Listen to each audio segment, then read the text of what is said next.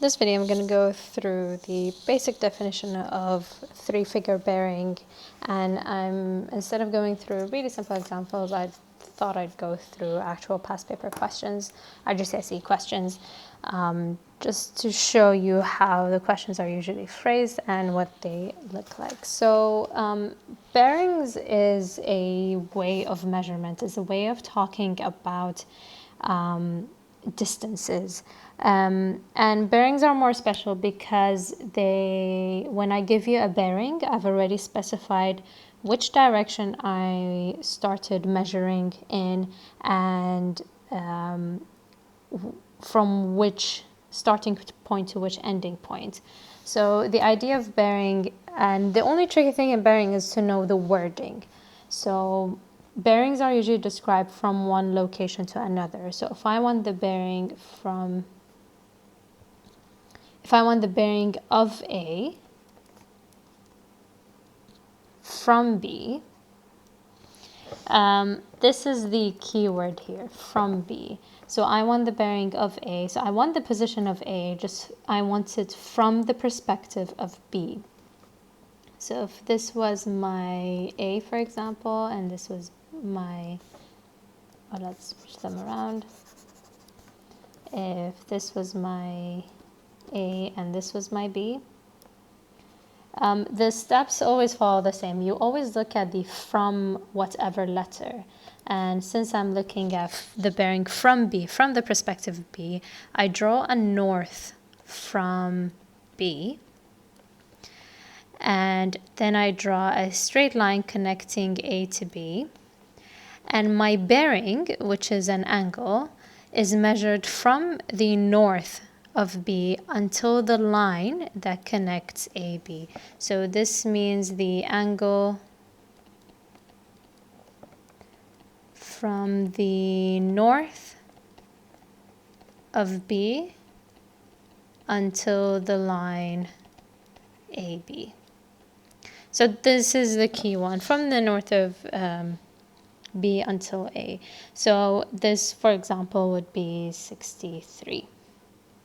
Now I could also talk about the bearing of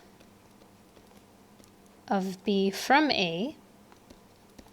In this case, I am looking at the north of A. So if I have the same diagram and I go north of A, I have a straight line. And now here are the two key points that I didn't mention in the first example, just to not overwhelm you with too much information. So yes, we're going from the north to the line AB, but we always go clockwise. This is the first piece of information. So we go clockwise. Okay, in the first example, it seemed a bit obvious that we'd go clockwise, but sometimes it's not so obvious. So we always go clockwise in bearings. And whatever this is, could be in the 200, 300s. And we always write our bearings in 3 numbers. So bearings overall are calculated angle from the north of B until the line AB, and it's clockwise,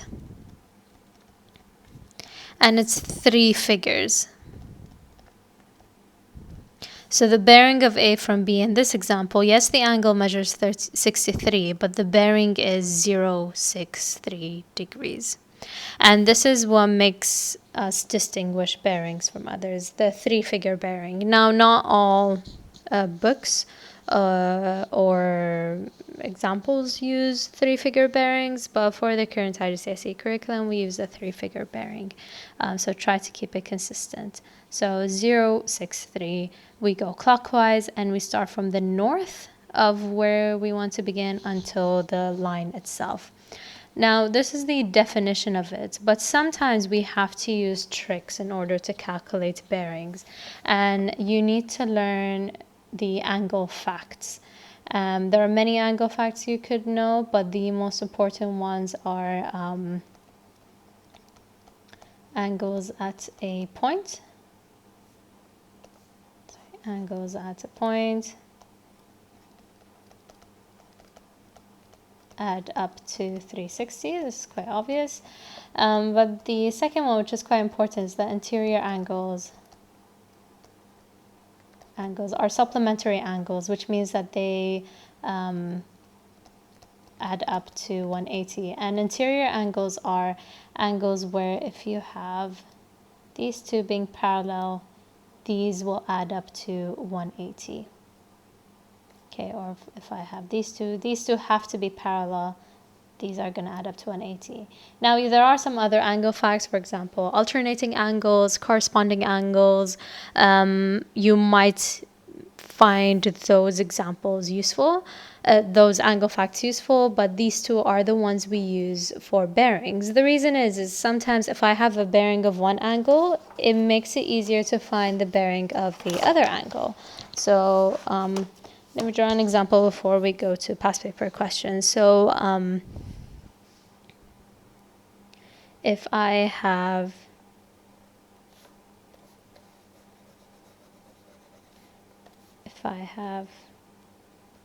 E and D, and I know that the bearing of E from, let's just put it on the diagram. I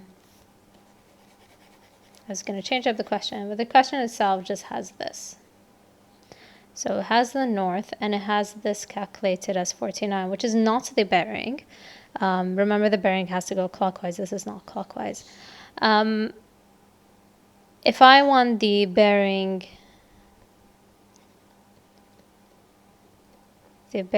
of D from E, it means I'm looking from the perspective of E, which means my north has to start from E. And then I have to go clockwise from E. So up to here. Going clockwise here means I need to calculate this angle. Now I could go through a lot of different complicated steps, but I just need to remember that I have now formed two parallel lines. Remember, this is the north, this is the north. They're both parallel lines, which means these two angles have to add up to 180. So if this is x. And so I have 180 minus 49, and that will give me a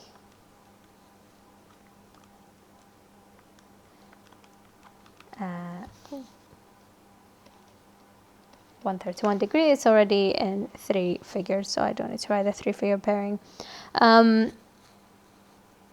So you don't need to always measure or go through more complicated steps just to find the other bearing. Let's try some of the past paper questions just to see how the examples are going to be like. So this is a paper 1 style question. So A and B are two towns on a map. Bearing of A from B is 140. Work out the bearing of B from A. Obviously, it's good to draw a sketch in this case. So if I have A and B is here, and the bearing of A from B, so we're looking at the north. We're looking at the north from B. Just trying to make a reasonable diagram. So if we're looking at the north from B, and it's going to go clockwise to A, so the bearing is 140. But now I need the bearing of B from A, so I'm looking at the north of A. And this time, it's the previous example, it was easy to do because I had the interior angle there with me to help. So I had this interior angle, which wasn't the bearing, by the way, so I could use the interior angle trick. In the coming example, we have the outer angle, so it's a bit different. We need the outer angle. So this is my north, and what I need is going clockwise from A until the line AB. So I need this instead. So it would be useful to actually know this line and then take 360 and subtract it from there. So remember, these are the two main facts that you can make use of.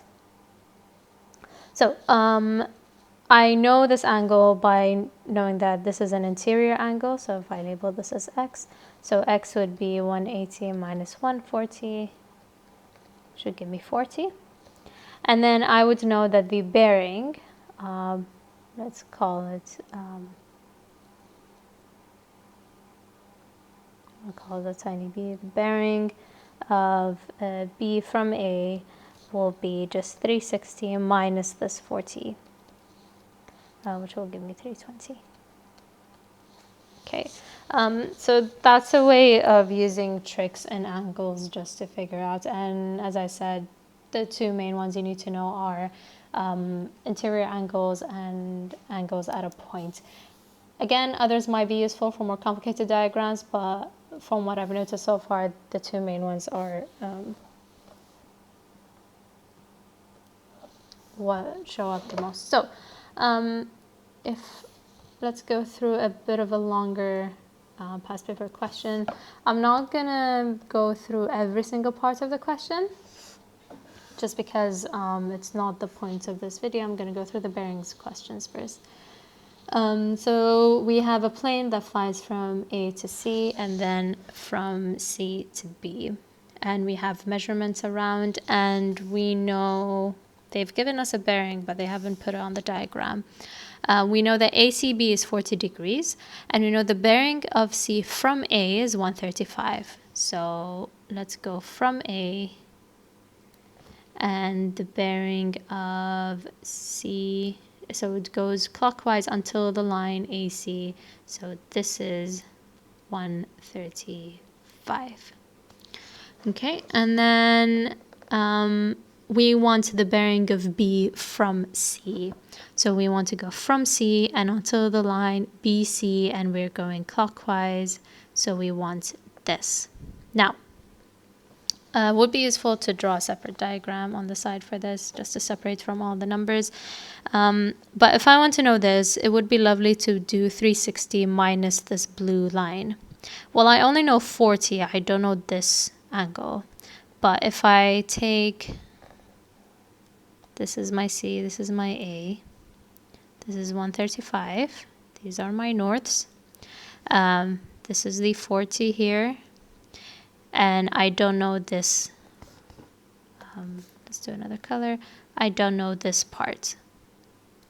Well, again, just use a trick that we've done just now, which is these two are interior angles. So this orange part is going to be 180 minus 135. So we have 180 minus 135, so that's going to give me 45. So this is just 45, which means that the blue, the whole blue thing, okay, I'm just going to do this. The whole blue thing is 40 plus 45, so that's 85, which means that the bearing now is just 360 minus this 85. So notice how it's just trying to use tricks and angles, nothing too complicated. And again, notice how we've used the exact same rules. So this is the bearing of B from C. Now if I want to know the bearing of C from B, so we are going from B, so we're going the north of B and clockwise from here until the line BC. And we can try and use different tricks for this one. Right now there are too many lines going on. So you can try and pause the video and see what kind of tricks you could use. Can we use the previous angles that we found? Or do we need other facts?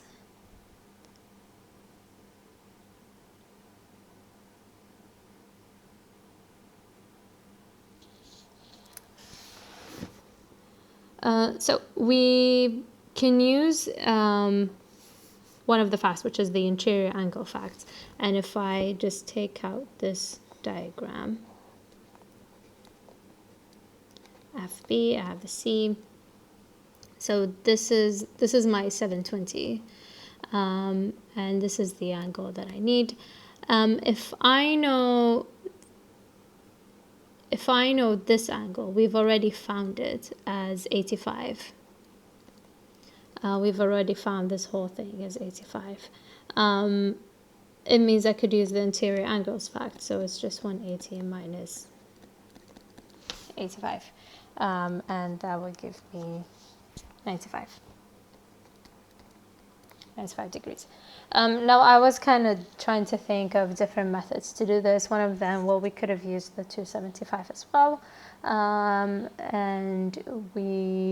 I was trying to see if we could use the 135, but this is the more straightforward method.